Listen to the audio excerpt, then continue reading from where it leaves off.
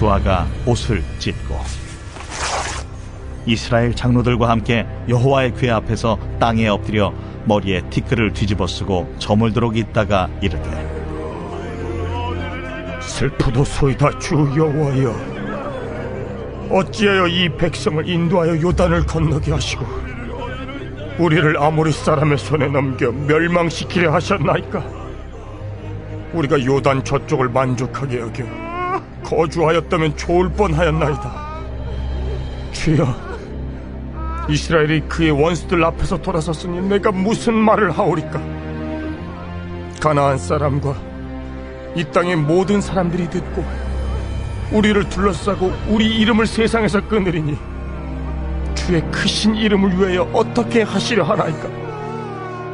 여호와께서 여호수아에게 이르시되 일어나라. 어찌하여 이렇게 엎드렸느냐? 이스라엘이 범죄하여 내가 그들에게 명령한 나의 언약을 어겼으며 또한 그들이 온전히 바친 물건을 가져가고 도둑질하며 속이고 그것을 그들의 물건들 가운데 두었느니라. 그러므로 이스라엘 자손들이 그들의 원수 앞에 능히 맞서지 못하고 그 앞에서 돌아섰나니 이는 그들도 온전히 바친 것이 됨이라. 그 온전히 바친 물건을 너희 중에서 멸하지 아니하면 내가 다시는 너희와 함께 있지 아니하리라.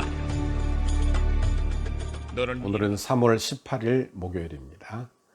오늘은 여호수아 7장 6절에서 12절까지의 말씀을 같이 묵상하며 은혜 받기를 바랍니다. 우리는 인생을 사는 중에 실패를 경험하기도 하죠. 그렇죠? 내 인생에 실패를 하기도 하고 결정을 했는데 그걸 잘못된 결정으로 실패하는 경우들도 많습니다. 오늘은 이스라엘 백성들이 가나안 땅을 정복하는 과정에서 아이성 전투에서 패배하고 실패하고 충격받는 이야기를 오늘 본문이 하고 있어요. 이럴 때 이스라엘 지도자 여호수아가 어떻게 하는지를 잘 보십시오. 6절에 보니까 이런 말씀이 나옵니다. 여호수아가 옷을 찢고 이스라엘 장로들과 함께 여호와의 궤 앞에서 땅에 엎드려 머리에 티끌을 뒤집어 쓰고 저물도록 있다가 그랬어요. 여기 보니까 여호수아가 옷을 찢고 이스라엘 장로들과 함께 여호와의 궤 앞에 엎드렸다.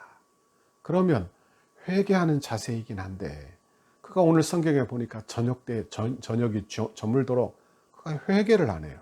회개를 안 해요. 그리고 그저 엎드려 있는 것입니다. 그러니까 하나님이 우리에게 이럴 수 있는가 하며 아마 마음에 여러 가지 분노와 화가 나거나 또는 그 마음속에 이해하지 못하는 그런 여러 가지 질문으로 엎드려 있다는 것을 알게 되는 것입니다. 원망, 불평, 불만 이런 것으로 엎드려 있는 거예요. 여호수아가 생각하기에는 자기가 뭐 잘못한 것도 없는 것 같은데 왜 우리를 이렇게 대하시는가? 왜 우리를 이렇게 패배하게 만드시는가? 하며 실망스러운 모습으로 엎드려 있다 하는 말씀입니다. 여러분, 우리도 이런 때 있지요. 우리도 이런 때가 있어요. 그러면 하나님 앞에 엎드려 기도해야 되는데 기도도 안 나와요. 너무 실망할 때는 기도도 안 나오는 것입니다.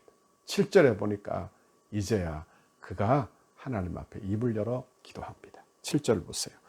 이르되 슬프도소이다 주 여호와여, 어찌하여 이 백성을 인도하여 요단을 건너게 하시고 우리를 아모리 사람의 손에 넘겨 멸망시키려 하셨나이까? 우리가 요단 저쪽을 만족하게 여겨 거주하였다면 좋았을 뻔하였나이다. 그래. 이게 무슨 뜻입니까? 전쟁의 패배를 도저히 인정할 수 없다는 이야기 아니겠어요? 왜 이런 일이 일어나는지 모르겠다는 이야기 아닙니까? 그렇죠. 그런데 그가 이런 마음을 가지며 마음에 만족하지 못하고 그리고 하나님께서 하신 그 일에 대하여 인정하지 못하고 그리고 분노하고 원망하는 그런 모습이 있는 것을 보게 되는 것입니다. 하나님의 사람도 그렇게 하나님의 능력의 사람도 이렇게 실수할 수 있다는 것을 기억해야 합니다. 인간은 다 부족해요. 다 부족해요. 그래서 이렇게 절망할 때도 있고 그리고 마음의 원망, 불평이 쌓일 때도 많다. 그런 말씀입니다. 여러분, 그런데 여호수아가 이런 기도를 하고 하나님 앞에 엎드리죠. 하나님, 도대체 왜 이런 일이 일어나는지, 이런 일이 일어나는지. 우리는 어떤 기도를 해야 되겠습니까? 하나님 왜 그러십니까? 그런 기도보다는 우리가 고난당할 때 하나님 여기에 무슨 뜻이 있습니까? 내가 회개할 내용은 무엇일까요? 깨닫게 해주십시오. 이런 기도를 해야 되지 않겠어요? 예? 내게 왜 이런 일이 있습니까? 이런 기도보다는 말씀입니다. 여러분, 우리는 하나님 앞에 우리가 늘 회개하는 마음으로, 그리고 하나님이 깨닫게 하시면 순종할 마음으로 그렇게 하나님 앞에 엎드리는 저와 여러분의 신앙생활이 되시기를 간절히 바랍니다. 우리도 이럴 때 여러분, 우리도 하나님 앞에 원망 불평하기 너무너무 쉬워요. 너무너무 쉬워. 그러나 우리는 하나님 앞에 순종 잘하고 겸손한 믿음의 사람이 다 되기를 바랍니다. 그러자 이제 하나님이 나타났어요. 여호수아를 향하여 나타나십니다. 기도하지 않고 엎드려 있을 때만 티끌을 뒤집어 쓰고, 티끌을 뒤집어 쓰는 행위는 회개하는 행위예요. 그런데 그가 티끌을 뒤집어 쓰고 그냥 가만히 있어요. 얼마나 화가 났으면 그랬겠어요. 얼마나 마음이 어려웠으면 그랬겠습니까? 그런데 그때는 하나님이 말씀하지 않으시다가 하나님 앞에 입을 열어 회개하고 그가 기도할 때 하나님이 그를 찾아오시는 거예요. 여러분, 우리도 항상 어려울 때 언제라도 하나님 앞에 입을 열어 기도하고 우리의 심정을 주 앞에 토로하는 저와 여러분의 기도 생활이 되기를 간절히 바랍니다. 10절에 보니까 하나님이 책망하시죠. 여호와께서 여호수아에게 이르시되 일어나라, 어찌하여 이렇게 엎드렸느냐, 너 왜 이렇게 있느냐 하며 말씀하고 계시는 거예요. 지금까지 아무런 말씀을 하고 안 하시다가 그가 기도하자 응답을 주시는 것입니다. 여러분, 우리도 어느 때든지 하나님 앞에 기도하시기를 바랍니다. 여러분, 성내는 것은 좋은 일이 아니에요. 분노하는 것도 좋은 일이 아닙니다. 그래서 야고보 사도는 우리에게 뭐라고 말했습니까? 성내지 말라. 성내는 것이 하나님의 의를 이루지 못한다. 그렇게 말씀하셨어요. 그러니 여러분, 아무리 옳고 그리고 아무리 정의로워도 내가 성내는 것을 통해서는 하나님의 의를 이루지 못하는 거예요. 그러므로 겸손하고 온유한 저와 여러분의 오늘 하루가 되기를 간절히 바랍니다. 오늘 본문 11절 12절을 보십시오. 이스라엘이 범죄하여 내가 그들에게 명령한 나의 언약을 어겼으며 또한 그들이 온전히 바친 물건을 가져가고 도둑질하며 속이고 그것을 그들의 물건들 가운데에 두었느니라. 12절. 그러므로 이스라엘 자손들이 그들의 원수 앞에 능히 맞서지 못하고 그 앞에서 돌아섰나니 이는 그들로 온전히 바친 것이 됨이라. 그 온전히 바친 물건을 너희 중에서 멸하지 아니하시면 내가 다시는 너희와 함께 있지 아니하리라. 그렇게 말씀합니다. 여러분, 여기 말씀을 잘 보십시오. 뭘 이야기합니까? 너희 안에 숨은 죄를 해결하라는 거예요. 하나님 앞에 다 드려야 될 재물 중에 그걸 속이고 거짓말하여 그걸 가져갔으니 어떻게 되는 거예요? 여기 보니까 그들도 바친 것이 된다. 그들도 온전히 바친 것이 됩니다. 여러분, 그들이라고 하는 것은 아간이 숨긴 재물도 될 것이요, 아간 자신도 이야기할 것이다. 그렇게 말씀드릴 수 있는 것입니다. 하나님 앞에 다 바친 거예요. 그런데 그 바친 것을 빼돌린 거예요. 바친 것을, 하나님 앞에 바친 마음을 다른 마음으로 품은 것입니다. 그것이 죄가 되는 것입니다. 여러분, 우리도 하나님 앞에 온전히 드려진 사람들인데 여러분, 다른 마음을 품어 다른 생각을 품고 살지 않는 저와 여러분의 신앙생활이 되기를 간절히 바랍니다. 오늘 본문에 보니까 이 죄를 빨리 해결하라는 거예요. 죄가 어떻습니까? 죄는 누룩과 같아서 잘 퍼집니다. 그러니 여러분, 공동체 안에 죄가 퍼지기 시작하면 순식간에 다 죄가 퍼지고 말 거예요. 그러므로 영적인 지도자인 그런 여호수아는 이 죄를 깨달아 이 죄를 속히 해결하고 회복해야만 했다 하는 말씀입니다. 그러므로 우리가 여기서 깨닫게 되는 교훈이 무엇입니까? 그것은 작지만 우리의 숨은 죄가 부흥의 불길을 가로막을 수 있다. 교회를 깨트리고 절망시킬 수 있다는 것을 알아야 하는 것입니다. 두 번째로 우리가 해야 될 일은 나 자신부터 회개하고 엎드려 기도해야 한다는 사실입니다. 세 번째는 어려움이 생겼을 때 두려워하거나 절망하지 말고, 그리고 하나님의 은혜가 회복되도록 그렇게 은혜를 사모해야 한다 하는 말씀입니다. 여러분, 우리는 주님과 늘 동행하는 삶을 살아야 할 줄 믿습니다. 오늘 하루도 주님과 동행하는 삶을 사세요. 그 동행하는 삶에 방해가 되는 것이 죄입니다. 그러므로 우리의 죄를 속히 회개하는 저와 여러분의 신앙생활이 되기를 바랍니다. 그리고 또한 어려움이 와요. 그러면 그 어려움에 대하여 이해하지 못하는 경우들도 많이 있는 것입니다. 왜 이런 어려움이 오는지 몰라요. 그러면 내가 어떤 자세로 기도해야 되느냐? 원망하고 불평하는 자세가 아니라 오히려 회개하고 자복하는 자세로, 하나님의 말씀이면 순종할 자세로, 그리고 교만한 자세가 아니라 그런 겸손한 자세로 하나님 앞에 구하고 엎드리고 하나님께 깨닫게 해달라, 하나님 가르쳐달라, 그렇게 엎드리는 저와 여러분의 신앙생활이 되기를 바랍니다. 그러면 반드시 승리합니다.